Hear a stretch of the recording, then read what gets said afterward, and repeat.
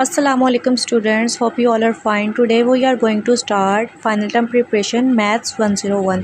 Today our lecture is तो student हमारा lecture number 23 आज हम पढ़ेंगे, जिसके अंदर हम पढ़ेंगे maximum and minimum value of functions और एब्सोल्यूट एक्सट्रीमा। स्टूडेंट इस लेक्चर में बस ये तीन ही वैल्यू हैं जो मैंने आपको बताया, मैक्सिमम, मिनिमम वैल्यूज़ और एब्सोल्यूट एक्सट्रीमा। इसके अलावा इस लेक्चर में कुछ इंपॉर्टेंट नहीं है और ना इस लेक्चर की वर्डिंग भी बहुत ज़्यादा मुश्किल है। आपको यहाँ से कुछ समझ नहीं आएगा हैंड आउट से, मैं आपको प्रैक्टिस क्वेश्चन करवाऊँगी, वहीं से आपको इस पूरे लेक्चर की समझ आ जाएगी, सारा लेक्चर क्लियर हो जाएगा। स्टूडेंट्स हमारे पास क्वेश्चन है, find the minimum value of F x की पावर क्यूब -27 एक्स और +4, ठीक है। और उसने हमें दो इंटरवल्स दिए हुए हैं 4 और -4।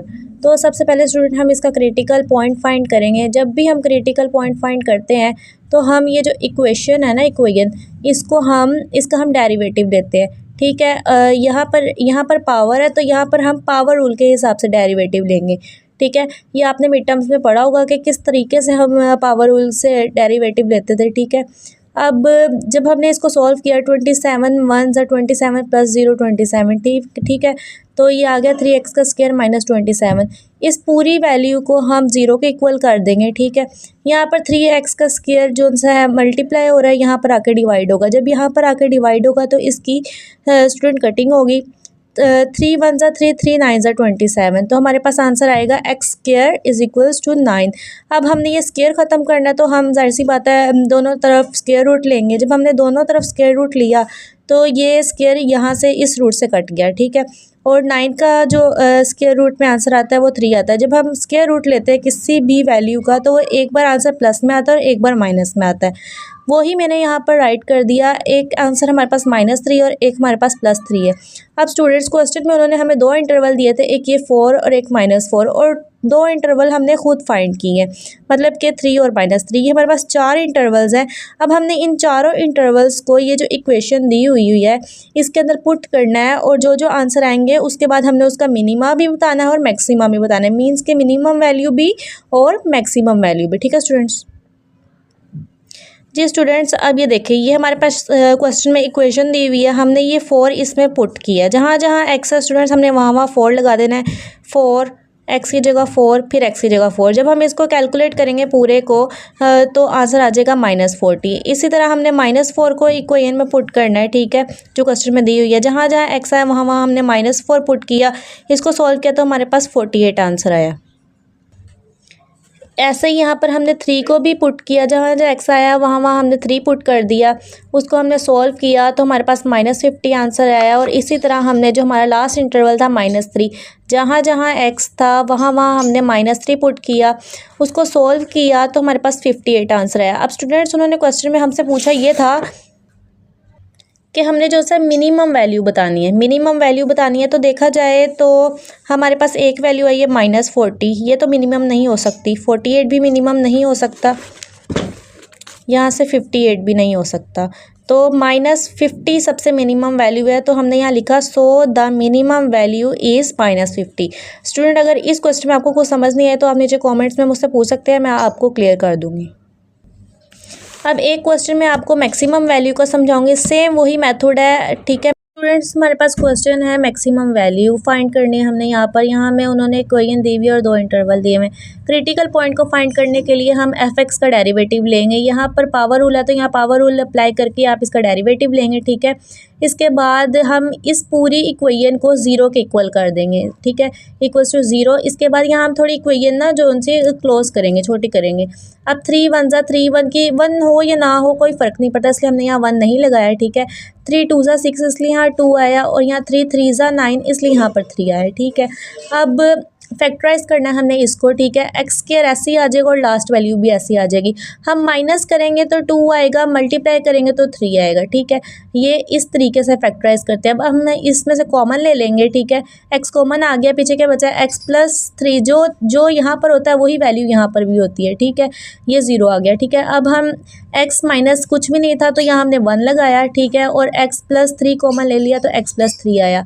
यहाँ माइनस हो रहा था, यहाँ पर आके प्लस हो गया, और यहाँ पर ये प्लस हो रहा था तो यहाँ पर आकर माइनस हो गया। अब हमारे पास दो इंटरवल आ गए, x इज़ इक्वल है 1 के और x इज़ इक्वल है -3 के, और दो इंटरवल उन्होंने हमें क्वेश्चन में दिए थे, यानी कि टोटल 4 इंटरवल है हमारे पास, -4, 3, 1 और -3। बाकी सेम जो प्रोसीजर है वो पिछले क्वेश्चन की तरह ही है, मैं आपको एक करके दिखा देती हूँ। ये -4 है, यहाँ पर x है, जहाँ जहाँ पर बेटा x होगा वहाँ वहाँ पर -4 अप्लाई कर देंगे, ठीक है। -4 की पावर 3 है, कैलकुलेट करेंगे -64 आएगा, इसको इससे मल्टीप्लाई करेंगे 48 आंसर आएगा, इसको इससे मल्टीप्लाई करेंगे तो 36, माइनस माइनस प्लस हो जाएगा, हमारे पास आ जाएगा आंसर 20।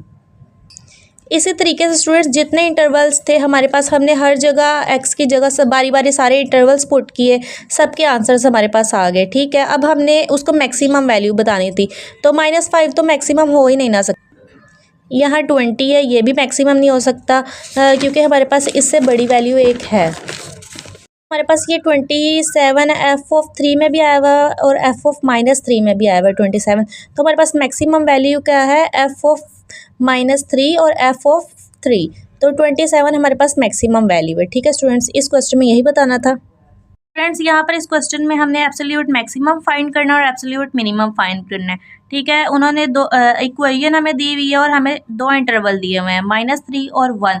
क्रिटिकल पॉइंट फाइंड करने के लिए हमने पहले इस इक्वेशन का डेरिवेटिव लेना। जब हमने इसका डेरिवेटिव लिया तो 4 हो गया 0, ठीक है, माइनस और 2 ये पावर थी, ये यहाँ पर आ गया और x इधर आ गया।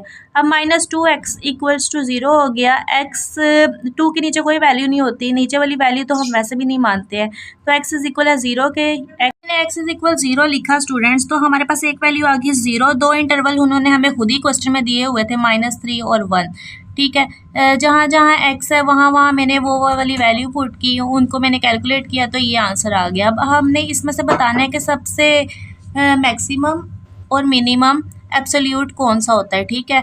तो यहाँ पर देखा जाए तो ये 4 जोन सा है ये मैक्सिमम है और -5 मिनिमम है, ठीक है।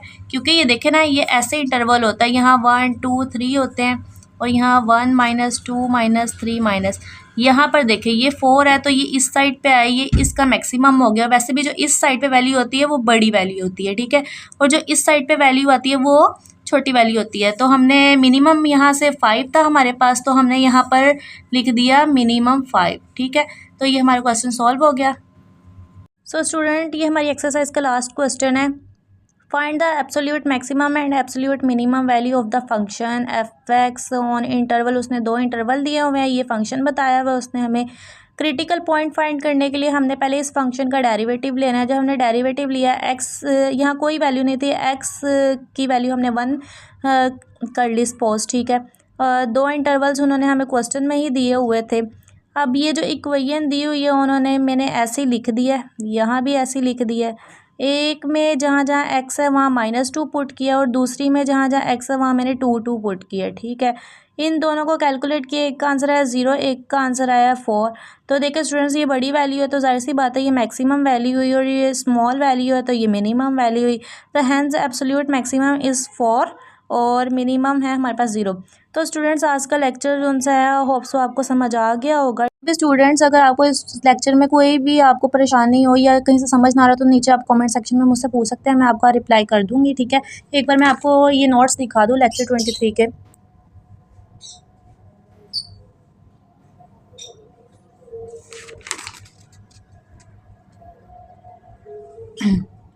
ठीक है स्टूडेंट्स, मेरे चैनल को लाइक कर दे, सब्सक्राइब कर दे। मिलते हैं नेक्स्ट वीडियो में। अल्लाह हाफिज़।